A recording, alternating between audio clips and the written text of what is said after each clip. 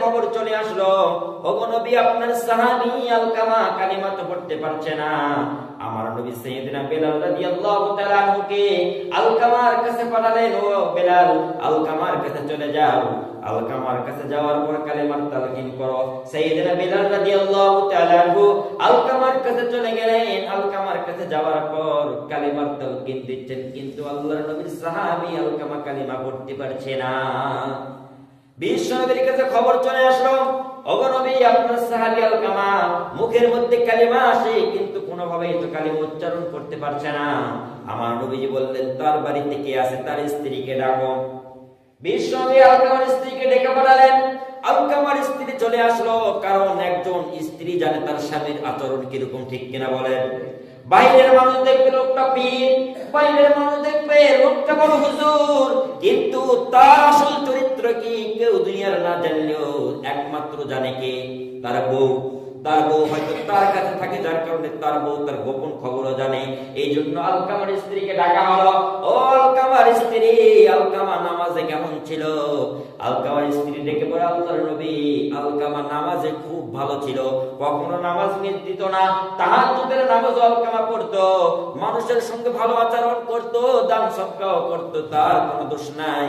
এবার বিশ্বনবী বললেন আলকামার বাড়িতে আর কে আছে? সাহাবায়ে কেরাম ডেকে বললেন আলকামার বাড়িতে আলকামার বৃদ্ধ মা আছে। বিশ্বনবী বললেন আলকামার মাকে ডাকো। বিশ্বনবীর এবার প্রশ্নের জবাবে আলকামার মাকে ডাকা হলো। আলকামার মাকে ডাকার পর বলা হলো, আলকামার মা তোমার সন্তান তো আলকামা কালিমা পড়তে পারছে না, আলকামা নামাজে কেমন ছিল? আলকামার মা ডেকে বলে, আমার সন্তান আলকামা নামাজে খুব ভালো ছিল, সে পাঞ্জেগানা 5 ওয়াক্ত জামাতে না শহীদ নামাজ আদায় করতো, দান সদকা কেমন ছিল? আলকামার মা বলছে, আমার আলকামা খুব বেশি দান সদকা করতো। বলল, তারপরে বিশ্বনবী বলে মানুষের সঙ্গে কেমন ব্যবহার করতো? আলকামার মা ডেকে বলে, আমার আলকামা মানুষের সঙ্গে খুব ভালো ব্যবহার করতো।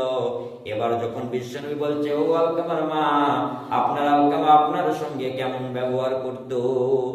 এবার বিশ্বনবী যখন বললেন আলকামার মা আলকামা তোমার সঙ্গে কেমন ব্যবহার করতো, নিজের কথা শুনে এবার আলকামার মা চোখ বেয়ে দরদর করে পানি ছেড়ে দিল।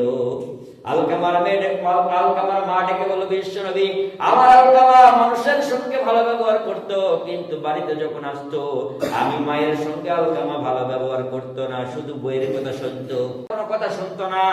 আলকামা রাদিয়াল্লাহু তাআলা আনহু আমার কোনো কথা শুনতো না।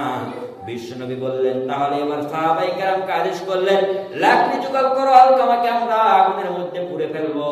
এবার সমস্ত সাহাবায়ে কেরাম লাকড়ি জোগাড় করলেন। আলকামার মা ডেকে বলে, বিশ্বনবী আমার কলিজা সিনার ধন 10 মাস যাকে আমি পেটের মধ্যে ধারণ করেছি, ও নবী তাকে আপনি আগুনে পুড়বেন না। বিশ্বনবী বললেন, তাহলে তোমার সন্তান আলকামাকে মাফ করে দাও।